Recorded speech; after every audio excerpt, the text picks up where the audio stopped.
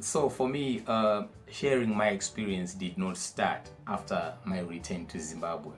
I was always in communication with my home organization and my community as well, not simply because I was still an employee of my organization or a committed member of my community, but because we wanted to see the connection. So feedback was a very important part of the process.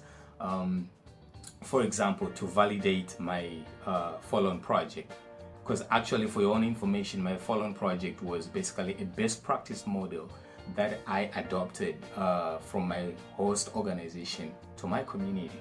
So it was very important for us to keep the communication lines open for feedback purposes and for validation purposes in order to see what works, because my follow-on project was also implemented as part of our routine programming with my organization. So the sharing did not start after my return to Zimbabwe. It was always a continuous process.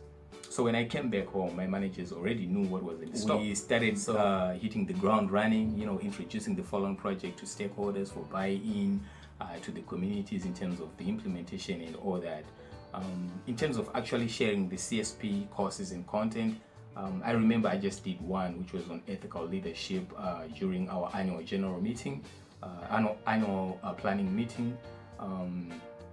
But I think as someone who had been transformed, the best sharing experience that I had was actually living what I had learned, being an ethical leader, overcoming challenges, leading by example.